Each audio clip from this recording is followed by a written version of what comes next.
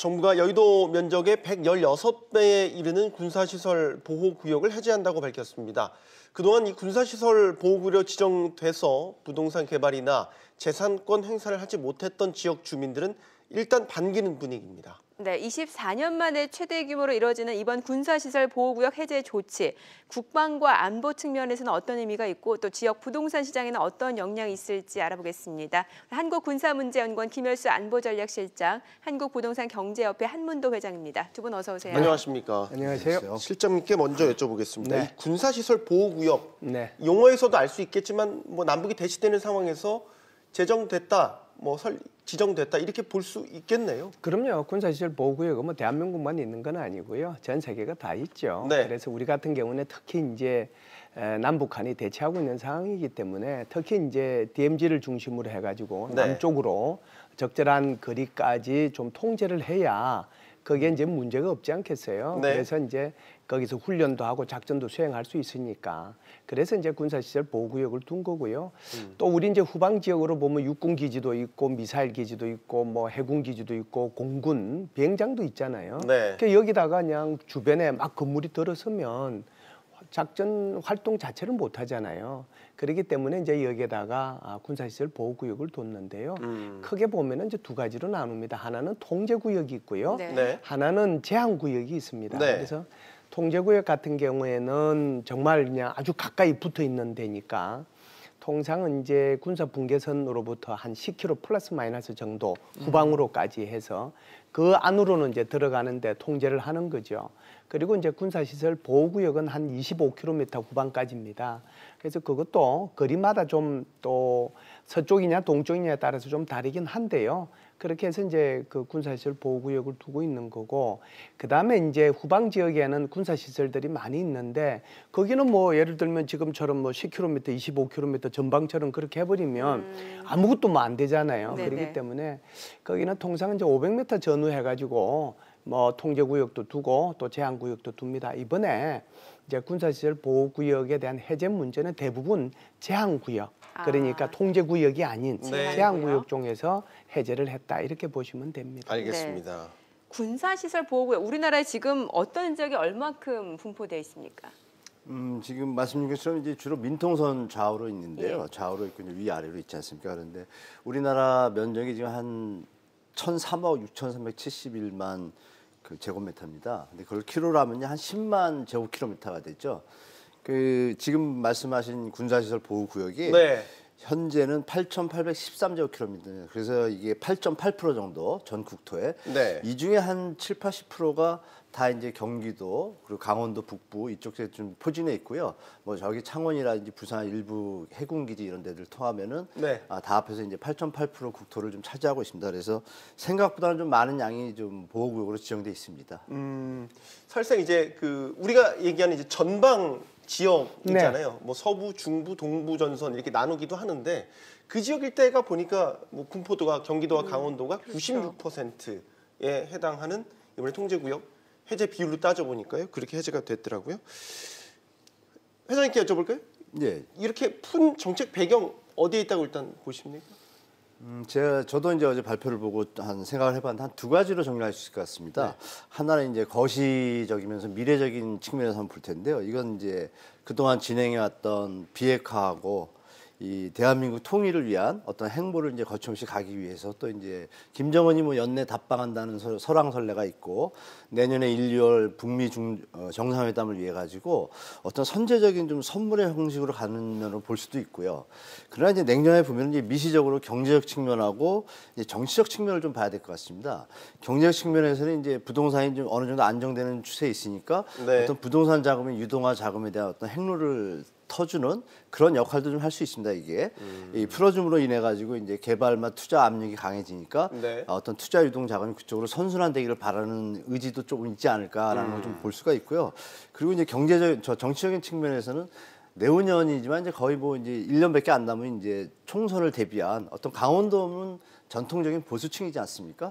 이런 부분을 갖다 염려에 두고 미리 저는 내년에 발표할 줄 알았는데요. 네. 이게 한 가지 우리가 부여할 게 이제 질문도 주셨지만 이 배경이 사실 이 민주당에서 시작한 건 아닙니다. 네. 박근혜 정부 때 2011년도, 12년도 그 대선 때 이미 접경 지역의 어떤 완화를 위한 대선 공약으로 이미 나왔었습니다. 나왔었고 그 이어서 한 2년 뒤에 2013년도에 한나라당, 새누리당 그 국회의원 몇 분이 모이셔가지고 접경 지역 완화 사랑 모임을 만들어가지고 군사 국방부하고 계속 협의를 거쳤습니다. 네. 거치다가 2016년에 들어와서는 또 군사지역 규제계획 추진해가지고 지자체장들하고 계속 회담을 해왔습니다. 그래서 그동안 축적된 자료와 어떤 데이터를 근거로 해가지고 발표를 하긴 했는데 아까 말씀 주신 것처럼 문재인 대통령이 대선 공약 때 던졌던 그 H라인 DMZ 벨트 있지 않습니까? 네. 그거랑 맞물리는데 제가 볼 때 시기나 어떤 발표 형태가 좀 일방적으로 하지 않았나 이런 과정들을 설명하고 국민들한테 소통하는 형식으로 했다라면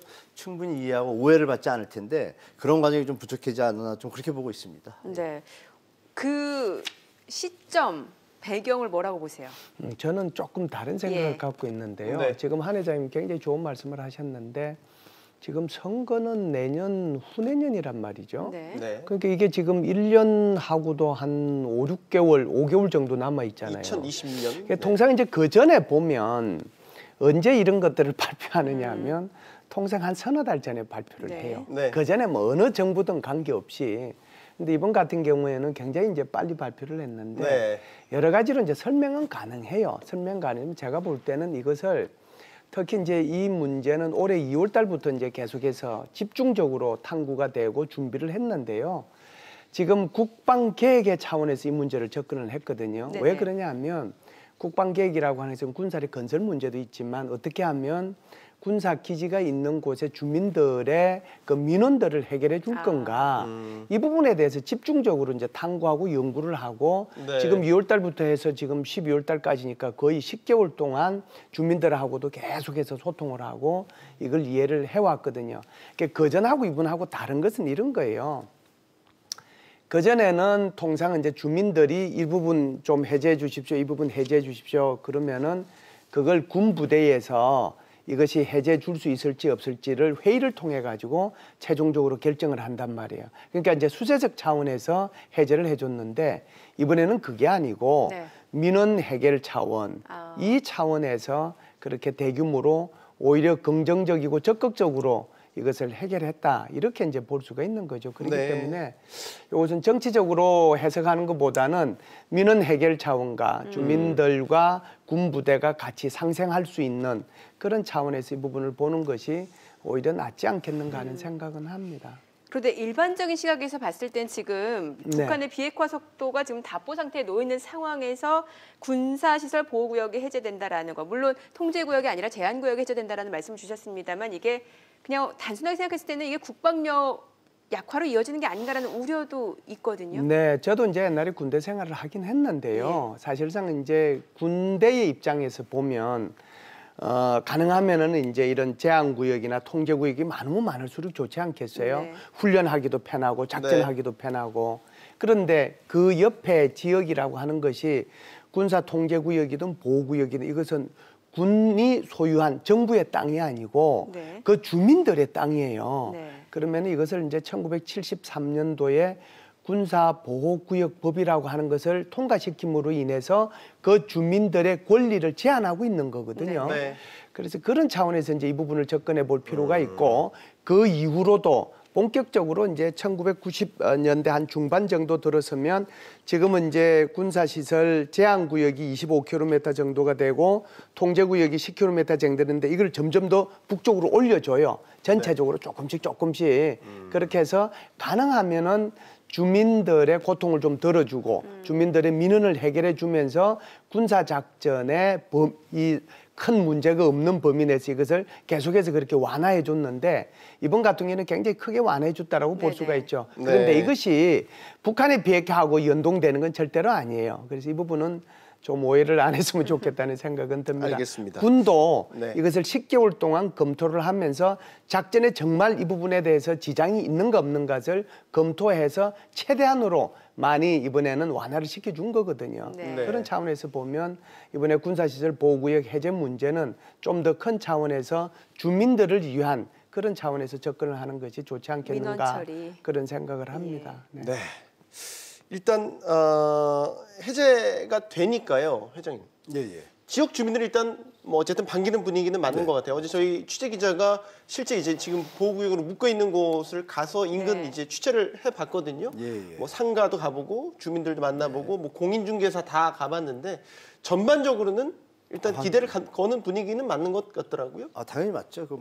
지역 주민들 입장에서 뭐 그동안 그 재산의 어떤 사유 행위를 전혀 하지 못했었는데 이번에 풀어주시니까 그리고 이제 통일 무드에 맞춰가지고 이제 집가 상승에 대한 어떤 기대감이 이제 주민들이 있었고 교수님 말씀 주신 것처럼 실제 생활에 있어서 뭐 이렇게 증축이나 개축이는 게 힘들었었는데 개발 계획까지 이제 할 수 있는 어떤 범위를 주니까 당연히 지역 주민들은 뭐 환영하고 뭐 박수 칠 일이죠. 뭐 전 그래서 제가 볼 때는 뭐 앞으로 이게 좀 계속 이어졌으면 좋겠다 이런 바람을 좀 가지고 있습니다. 어제 제가 자꾸 취재 기자 얘기를 드리는데 기자가 그래서 해당 이제 지자체에 전화를 해봤다는 거예요. 시청, 뭐 이제 군청 전화해봤는데 해제돼서 이제 앞으로 어떻게 계획 같은 걸 물어보니까 아직까지는 뭐 이제 준비된 게 없는데 문제가 그거 하나 해제됐다고 해서 그럼 무조건 개발이 될 거냐, 뭐 일사천리로 될 거냐.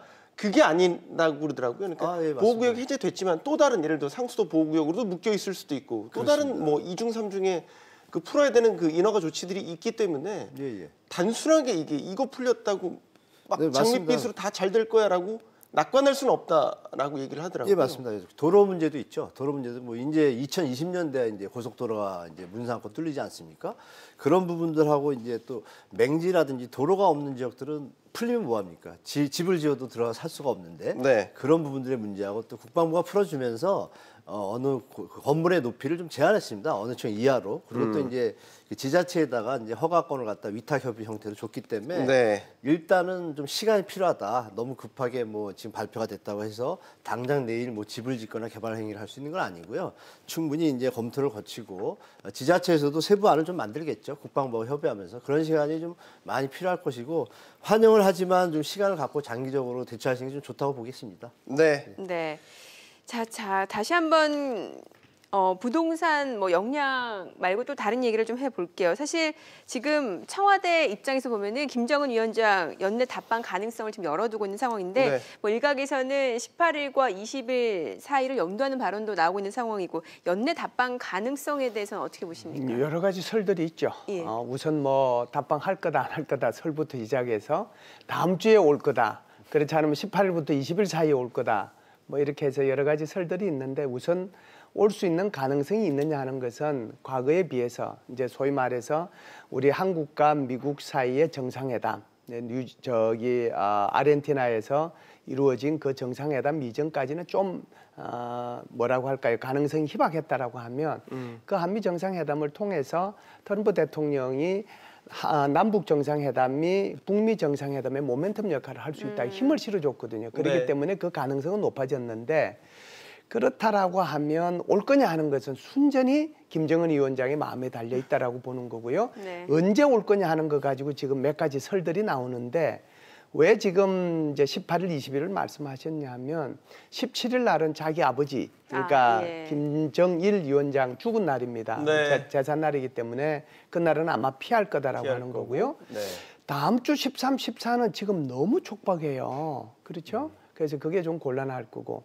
그리고 이제 20일 지나면은 또 문제가 생겨요. 왜 그러냐면 24일 날 되면 자기 할머니 그 이름이 이제 우리 대통령 영부인 이름하고 똑같아서 좀 그러긴 한데 김정숙 여사의 그 101번째 생일이거든요.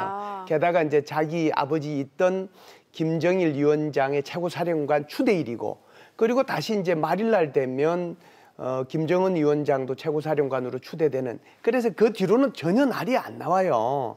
그리고 나면 이제 뭐 1월 1일 날 이제 바로 이제 신년사가 있고 그러다 보니까 날짜 잡을 수 있는 날이 지금 18일부터 20일 사이다라고 하는 거고요. 그렇기 때문에 지금 뭐 코엑스에서 지금 뭐 자리가 지금 뭐 예약이 됐다는 둥 뭐 저쪽 어느 호텔에 어딜 비워두라고 몇 층부터 몇 층까지 비워뒀다는 둥 우리 기자들께서 이제 계속해서 동분서주하면서 그걸 파악하고 있잖아요. 그래서 만일 오게 된다면 날짜는 그 근방이 되지 않겠는가 여러 가지 상황으로 봤을 때 그러려고 하면 제가 볼 때는 오늘 내일 모레 정도 그때에 대북 특사단이 가거나 그렇지 않으면은 이 정상회담과 관련돼서 일정을 조율하고 의제를 조율할 사람들이 어찌됐든 간에 남북한 간에 만나야 되거든요. 판문점에서 만나든 가든 그렇지 않으면 위에서 내려오든 이런 것들이 있게 되면 남북 정상회담은 훨씬 더 가시권하에 들어간다 이렇게 볼 수 있죠. 알겠습니다. 지금 시장이 말씀하신 것처럼 앞으로 한 사흘간 그렇죠. 주목해서 보실 필요가 있을 것 같습니다. 네. 마지막 회장 질문 드릴게. 이렇게 이제 뭐 연내 답방 가능성이 불거지고 뭐 군사적 긴장 완화 조치가 이루어지고 뭐 보호구역 해제되고 그래서 사실 통일대박 뭐 이제 속칭 그런 얘기 나올 때 뭐 이것도 이래 찌라시 뭐 속칭 찌라시 같은 얘기인데 파주땅 사야 된다 막 이제 그런 식의 이제 얘기들이 많이 나왔잖아요. 분명히 주의가 필요할 것 같아요. 이게 분위기가 이렇게 무르익는다고 해서 무턱대고 뭐 그런 지역에 뭐 땅 투자를 막 했다가 맞습니다. 큰일 날 수도 있잖아요. 예, 큰일 날 일이 많이 있죠. 실제로 많이 벌어졌고 네. 기획부동산 뭐 기사 많이 보셨잖아요. 요즘 뭐 어디 모부 방송에서 뭐 페이크 이래가지고 좀 한때 시끄러웠었는데 기획부동산 조심하셔야 되고 특히 셀러리맨 같은 경우에 좀 뭐 금액이 좀 싸다 보니까 뭐 3, 4천으로 뭐 1, 200평 사두겠다고 가시는데 이 자격농지 어떤 허가를 취득하지 못하시면 나중에 매매를 할 때 양도세 감면을 못 받습니다. 그래서 투자해봤자 어떤 실익이 없어요. 그런 분도 좀 조심하셔야 되고 또 맹지들이 많습니다. 그리고 이 적경지 구역의 땅들은 이제 측량을 다시 해야 되는데 사실 그 부분에 있어서 뭐 민통선 안에는 저 땅도 안 보고 계약을 하는데 그런 실수는 좀 주의하시고 또 셀러리맨이나 월급 가신 분들은 제가 말씀드린 자격농지 취득에 대한 걸 좀 체크하시고 굳이 하신다라면 임야 쪽에만 좀 하시고 제가 볼 때는 자기가 이익을 취하기보다는 자기 아들이나 손자 뭐 이렇게 생각하시고 넓게 투자하셔야지 급하게 하시면 안 되고 조국 통일과 함께 뭐 그런 날이 오기를 좀 기도하면서 지내시는 게 더 좋을 것 같습니다. 예. 결론은 묻지마 투자는 안 된다는 겁니다. 네, 맞습니다. 네, 오늘 한문도 회장 김현수 실장과 이야기 나눠봤습니다. 두 분 감사합니다. 잘 들었습니다.